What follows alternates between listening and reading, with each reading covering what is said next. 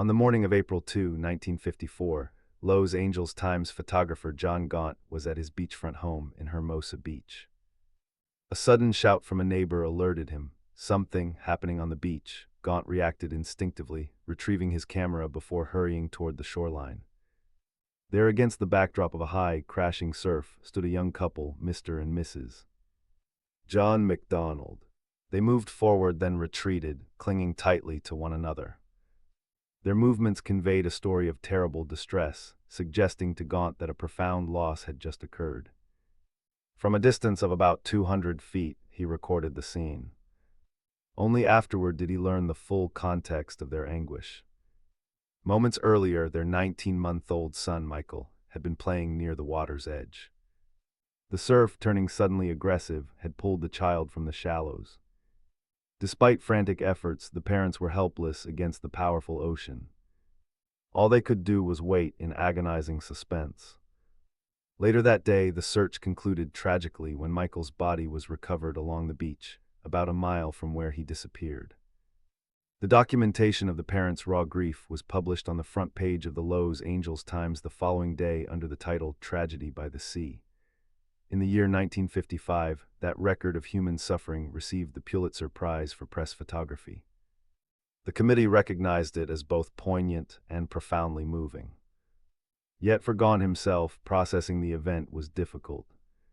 His daughter later recalled his initial struggle with the memory. During this period, Gaunt was only 31 years old and had a young daughter of his own at home, amplifying his connection to the parents' loss. The McDonalds lived in the vicinity. Though Gaunt didn't know them personally before the incident, he knew people who did. Throughout his years at the newspaper, Gaunt, often called Jack, typically worked the night shift.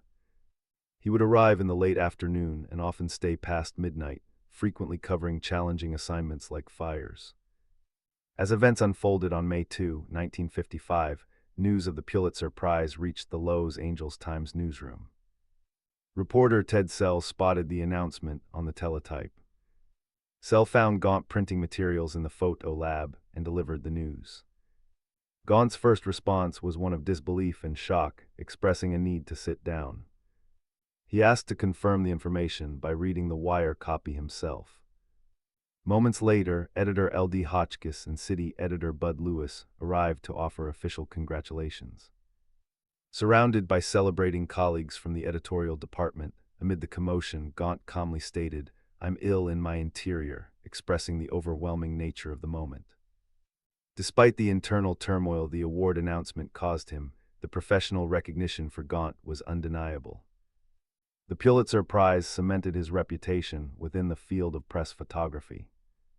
Subsequently, the account of that devastating April morning became a well-known example of powerful news documentation. Its selection by the Pulitzer Committee underscored its impact on those who learned of the event through the newspaper. For John Gaunt, the experience remained a significant point in his career, highlighting the profound emotional weight that sometimes accompanied his profession. Documenting human events often meant confronting raw sorrow directly. During this period, discussions about the role of photojournalism in moments of private tragedy were ongoing. The publication brought both acclaim and reflection on the ethics of recording such intense personal grief. The story of the McDonald's loss, captured in that moment of anguish, resonated deeply within the community and far beyond. It served as a stark reminder of the ocean's unpredictable power. Gaunt continued his work at the Los Angeles Times for many years, covering countless other events. Yet the memory of that April day in 1954 and the subsequent recognition remained a defining chapter in his life and career. The lives of John and Mrs. McDonald were irrevocably altered by the events of that day. The loss of their young son under such sudden and traumatic circumstances left an enduring mark. Throughout the era, the incident served as a somber local story, a cautionary tale whispered among residents familiar with the coast. The ocean, a source of beauty and recreation, had revealed its potential for swift devastation. For the Los Angeles Times, the publication and subsequent award affirmed the power of photojournalism to convey profound human emotion and significant news events without relying on lengthy text. It demonstrated the capacity of a single moment, captured through a lens, to tell a complex story.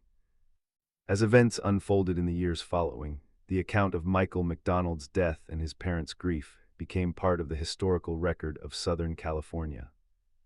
It remained a reference point for discussions about beach safety and parental vigilance. John Gaunt's professional journey continued, marked by the high standards set by his Pulitzer achievement. Yet the weight of tragedy by the sea likely remained, a reminder of the human cost often at the heart of compelling news stories. The cultural context of the mid-1950s allowed for the widespread dissemination of such impactful news items, shaping public consciousness and empathy in ways unique to that period's media landscape.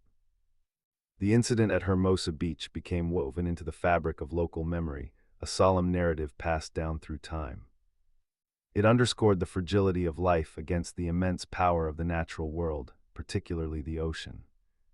Subsequently, the account served as a benchmark in journalism, often cited in discussions about capturing human experience during moments of extreme crisis. Its recognition highlighted the unique role journalism plays in bearing witness. For the McDonald family, April 2, 1954, remained a date of profound personal significance, marking a loss that reshaped their existence entirely. Their private grief became, through circumstance, a public historical marker. During this period, coastal communities like Hermosa Beach continued to evolve, but the memory of such tragedies informed local awareness and safety precautions near the water. The event contributed to a collective understanding of the sea's potential hazards. John Gaunt's career progressed, yet the experience of documenting the McDonald's immediate sorrow and the acclaim that followed stayed with him. It exemplified the complex intersection of professional duty and human empathy inherent in his field. In the years that followed, the story persisted, not just as a news item, but as a human chronicle of sudden loss and the enduring power of grief, forever linked to that specific time and place by the sea.